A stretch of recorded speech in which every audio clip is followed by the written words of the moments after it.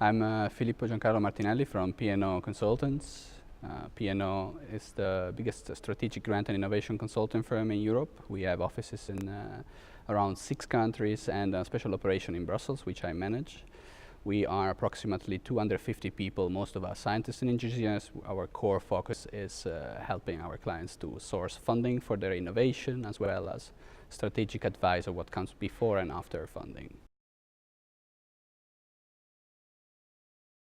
Within my office, I'm the responsible for bioeconomy, agro and food. My education is in molecular biology and fermentation technology, so I've been involved for quite a while. I'm active in most of our bioeconomy projects, so I'm happy to be living in the small bioeconomy community. My personal involvement, I'm in approximately 5 European projects now, the support project, the BioLinks, a few research projects, and 2 flagship biorefinery, one in Ireland, the Agri-Kenway project, and one in Slovakia, the BioScope project. Well, key enabling technologies are at the basis of the bioeconomy in the sense that industrial biotechnology, according to the European Commission, is one of those, and industrial biotechnology is at the core of most of the transformation processes in the bioeconomy, not all of them though. And more and more you see an increased interaction with in bioeconomy as a whole with the other parallel technologies, such as in particular on the data side, as well as on the photonic sides, and along the full value chain toward the advanced manufacturing. I would say that if bioeconomy is to grow in competitiveness as it is, it will be also grow in sophistications and in quality of the data and the processes. By doing such, it will naturally integrate with the other key drivers of the societal challenges, as in particular on the data side and on the photonic sides and on the supply chain side. If you are able to develop projects which blend in an original way two technologies or 2 new technologies, or all technologies combined in an innovative way, you may have a competitive advantage. With a more complex world, which requires deeper specialization, more and more opportunities can be harvested just by connecting the dots of different sectors. Connecting different expertise and different solutions can indeed provide a competitive advantage in the market.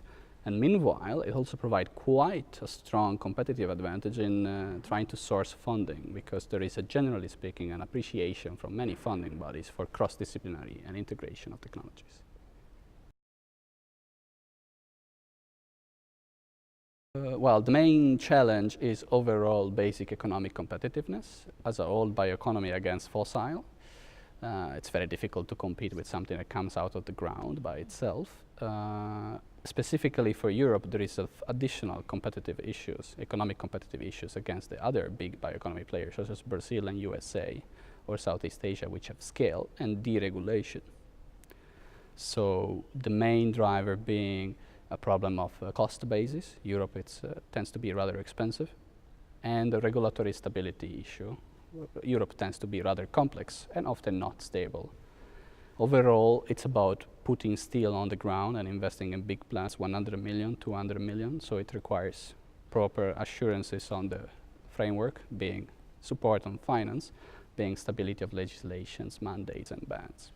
All the elements are there in terms of great science being generated, in terms of great networks being facilitated, being those cluster networks or event networks or supportive networks by the European Commission. The cost competitiveness is indeed a key issue of the whole value chain, so it does require engagement from the policymakers, which are getting there. Probably a bigger footprint will be achieved if different stakeholders can be involved in particular group of interests which are not aware of the term bioeconomy.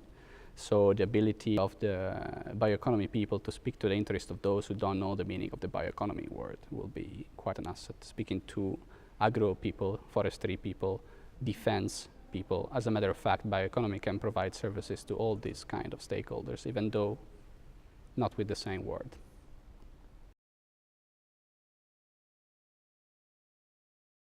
Well, I would say and dare to say that there will hardly be any bioeconomy in Europe if there were not have been set up key programs to facilitate the transition from basic science, which has always been good, to real pilot and demo and actual flagship commercial operations if it was not for programs like the BBI joint undertaking or the LIFE program or other funding programs which specifically target agrobiochemistry and all that is around the bioeconomy. So they play a key role in decosting the bioeconomy operation and de-risking the bioeconomy investments.